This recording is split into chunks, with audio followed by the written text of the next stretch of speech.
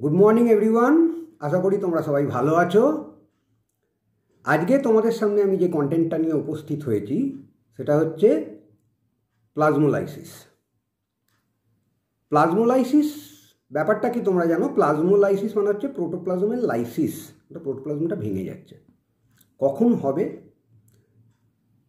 যখন বাইরে মানে সেলের বাইরে যখন হাইপারটনিক সলিউশন থাকবে বা অতিসারক দ্রবণ থাকবে, তাহলে কি হবে? সেলের মধ্যে থেকে, মানে এটা তোমরা অসমোসিসের ল থেকে তোমরা জানো যে অসমোসিসে সবসময় লোয়ার কনসেন্ট্রেশন থেকে হায়ার কনসেন্ট্রেশনের দিকে সলভেন্টটা পাস করে। তো সেলের বাইরে যদি হাইপারটনিক বা অতিসারক দ্রবণ থাকে, তাহলে সেল থেকে জলটা যদি বেরিয়ে যায়, তাহলে সেটা আস্তে আস্তে প্রোটোপ্লাজমটা ভেতরের দিকে সরে আসবে। এটাই হচ্ছে প্লাজমোলাইসিস। তো এইটা এক্সোঅসমোসিসও বলে।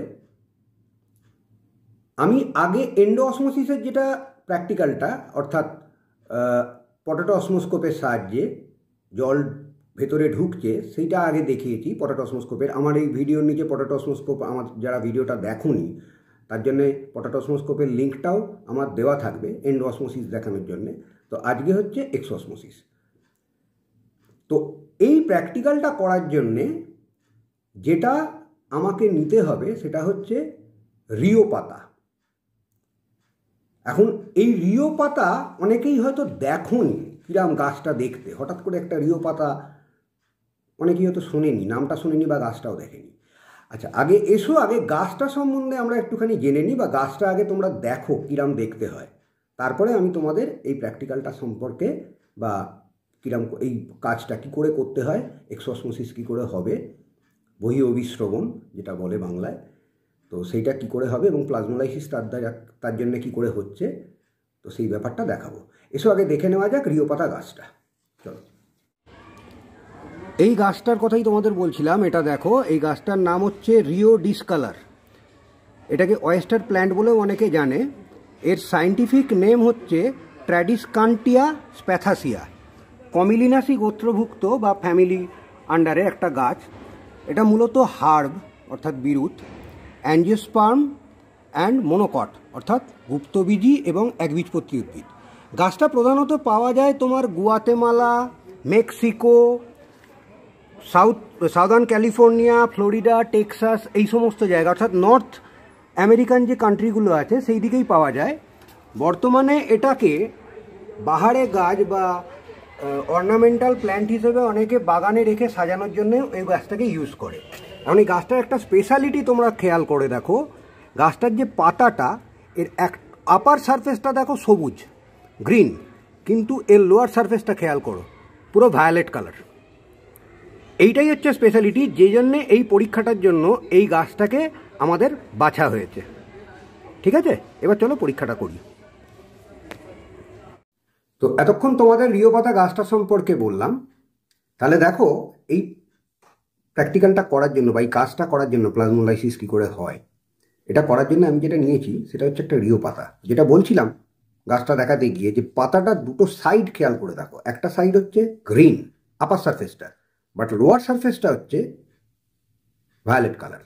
কেন না? এই সাইডে তো ক্লোরোফিল, পাতায় ক্লোরোফিল থাকে তোমরা সবাই জানো, কিন্তু এর লোয়ার এপিডার্মিসে অর্থাৎ তলার যে ত্বক, পাতার যে তলার দিকের যে ত্বকটা, লোয়ার এপিডার্মিসে সেলগুলোতে ম্যাক্সিমাম থাকে অ্যান্থোসায়ানিন, যে কারণে এর কালারটা কিন্তু ওইরকম ভায়োলেট কালার। এখন এই পাতাটাকেই কেন নিলাম আমরা?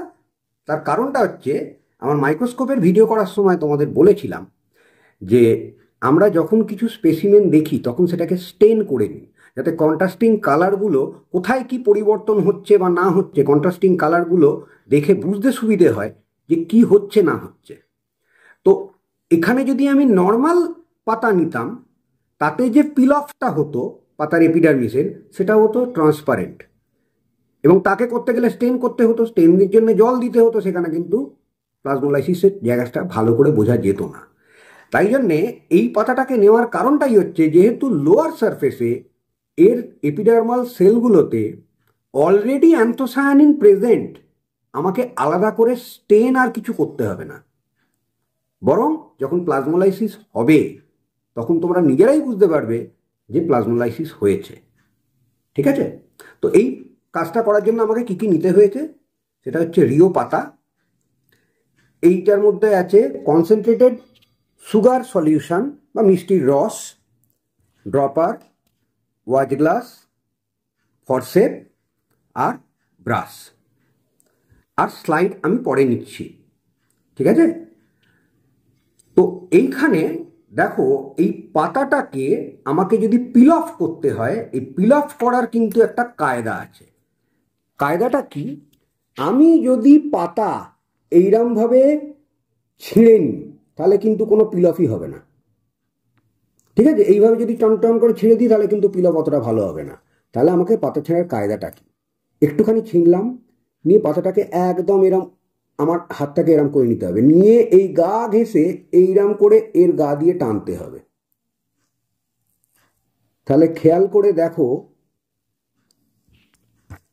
এই জায়গাটাতে হালকা করে তোমার শুধুমাত্র এই জায়গাটাতে খেয়াল করে দেখো শুধুমাত্র হালকা করে কিছুটা এপিডার্মাল সেলটা মানে এপিডার্মিসটা উঠেছে।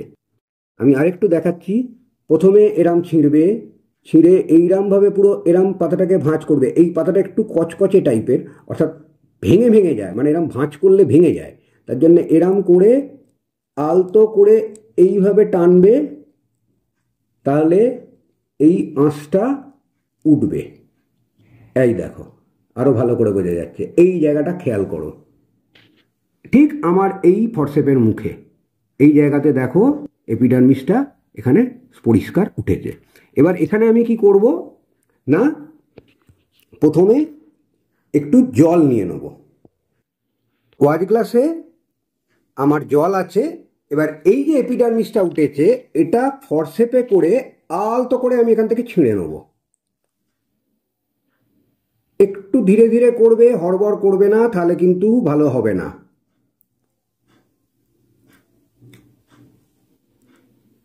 এই দেখো এই যে আমি এপিডার্মিসটা ছিঁড়ে নিলাম, লোয়ার এপিডার্মিসটা, সেইটাকে আমি প্রথমে একটুখানি জলে ভিজিয়ে রাখবো।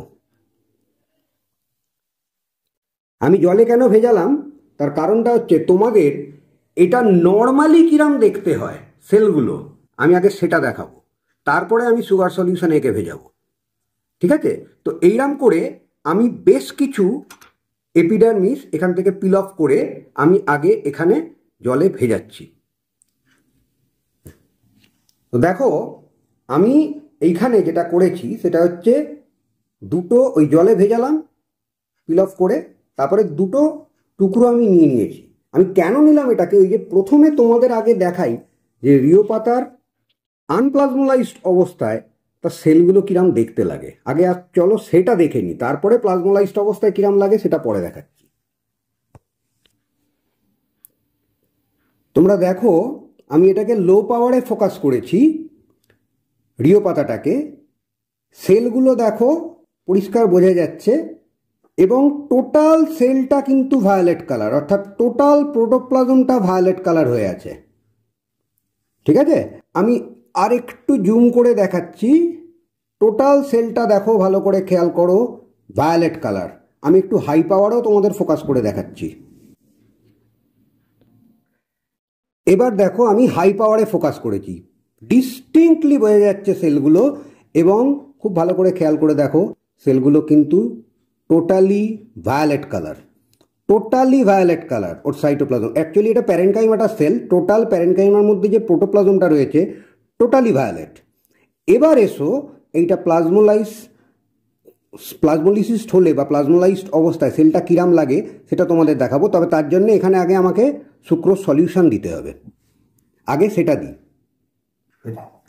এবারে দেখো ব্লটিং পেপারে করে আমি প্রথমে যে জলটা ছিল তো আমি জলটা প্রথমে তুলে নিলাম, তুলে নিয়ে এবার এর মধ্যে আমি একটু কনসেন্ট্রেটেড সুক্রোজ সলিউশন আমি একটু ঘেঁটে নিচ্ছি সলিউশনটা।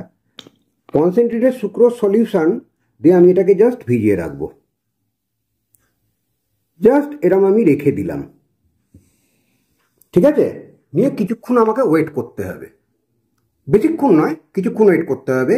আমি এটা ওয়েটও করছি আর মাইক্রোস্কোপে এটাকে সেট করছি, সেট করে তোমাদের দেখাচ্ছি কীরকম কি হয়। দেখো এটাকে আমি সুক্রোজ সলিউশনে ভিজিয়ে রেখেছি, কিন্তু তোমাদের আগে একটা জিনিস দেখাতে ভুলে গেছি। তোমরা হয়তো অনেকেই আগের বারে যখন স্লাইডটা দেখালাম তখন তোমরা দেখলে সবুজ সবুজ কি, এটা হচ্ছে স্টোমাটা। স্টোমাটাটা কিন্তু পরিষ্কার বোঝা যাচ্ছে, গার্ড সেল শুদ্ধ স্টোমাটা। ঠিক আছে, এবার আমি সুক্রোজ সলিউশনে ভিজিয়েছি, একটু ওয়েট করি, দেখো প্লাজমোলাইসিস কি সুন্দর দেখায়। আমি পয়েন্টারের মুখে যে সেলটা ফোকাস করেছি সেটা দেখো যে ভায়োলেট কালারটা সেলটা থেকে অনেকটা কিন্তু সরে গেছে।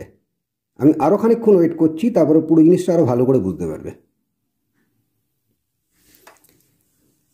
এবার খেয়াল করো যে সেলটাকে আমি পয়েন্টারের একদম টিপ অফ দ্য পয়েন্টারে রেখেছি, একদম পয়েন্টারের মুখে।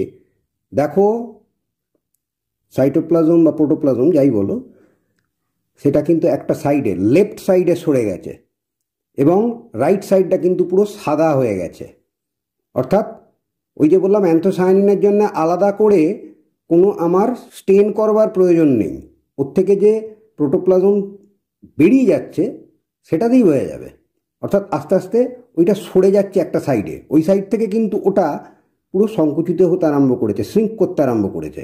তুমি তলার দিকের বা উপরের দিকের কোনো সেলের দিকে তাকালেও দেখবে হাফ পোর্শন সাদা হয়েছে আর হাফ পোর্শন কিন্তু তোমার ওরকম ব্লু বা ভায়োলেট কালার হয়েছে।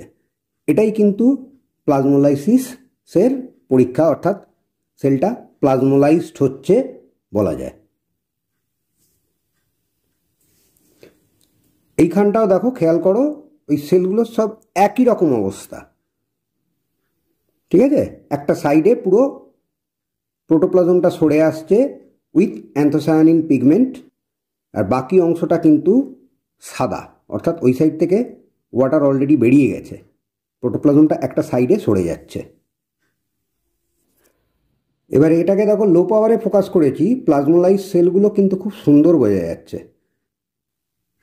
তো আশা করি মোটামুটি দেখাতে পেরেছি প্লাজমোলাইসিসটা। তোমরাও প্র্যাকটিস করো, তোমরাও খুব সুন্দর করে পারবে। তো আশা করি তোমরা মোটামুটি ভালো করেই বুঝতে পারলে যে প্লাজমোলাইসিস হলে কিরম সুন্দর লাগে। তোমরা যেটা দেখলে যে সেলের অনেক ক্ষেত্রে হয় কি চারধার থেকে সাইটোপ্লাজমটা বেরোতে আরম্ভ করে এবং পুরো ওই যে ভায়োলেট কালারটা সেটা মধ্যিখানে শ্রিঙ্ক করে আসে। আবার অনেক সময় হয় একটা সাইড থেকে বেরোয়, একটা সাইডে বাকিটা সরে যায়। তো এর ক্ষেত্রে তাই হয়েছে, একটা সাইডে সরে গেছে, কিন্তু এইটাই হচ্ছে প্লাজমোলাইসিস। মানে যদি থাকতো পুরো জায়গাটা প্রোটোপ্লাজম, তাহলে তোমাদের প্রথমেই যেটা দেখিয়েছিলাম যে আনপ্লাজমোলাইজড অবস্থায় সেলটা কীরকম, সেটা দেখেছিলে টোটাল সেলটা ভায়োলেট, কিন্তু এখন কি দেখলে সেলটার হাফ পোর্শনের বেশি সাদা, বাকি সাইডের দিকে চলে এসছে তোমার ভায়োলেট কালারটা। ঠিক আছে, তো এটাই হচ্ছে প্লাজমোলাইসিসের পরীক্ষা এবং এটা হচ্ছে এক্সো অসমোসিস হলো, অর্থাৎ জল বা সলভেন্ট সেটা সেলের মধ্যে থেকে বাইরে যেহেতু হাইপারটনিক সলিউশন ছিল তাতে বেরিয়ে যাওয়ার জন্য আস্তে আস্তে প্রোটোপ্লাজমটা শ্রিঙ্ক করলো। তো আজকে আশা করি এটা তোমরা ভালোই লেগেছে যে কন্টেন্টটা দেখালাম এবং প্লাজমোলাইসিস যে এক্সপেরিমেন্টটা দেখালাম। তোমরাও স্কুলে করবে, স্কুলে তোমাদেরও করাবে নিশ্চয়ই। এটা পেঁয়াজ দিয়েও হতে পারে, পেঁয়াজের যে স্কেলের যে সাইডটা এরকম ভায়োলেট কালার, সেখান থেকে স্কেলটাকে তুলে নিয়ে তাই দিয়েও যদি করো সেটা দিয়েও হতে পারে। ঠিক আছে, তো আজকে এই পর্যন্তই। সবাই ভালো থেকো, পারলে চ্যানেলটাকে সাবস্ক্রাইব করে একটু বন্ধুদের সঙ্গে শেয়ার করো যাতে তারাও জিনিসটা দেখে বুঝতে পারে এবং তোমাদের যাতে ভবিষ্যতে পরীক্ষার সময়তেও কখনো করতে অসুবিধে না হয়। তো আজকে এই পর্যন্তই থাক, সবাই ভালো থেকো, সুস্থ থেকো, গুড নাইট।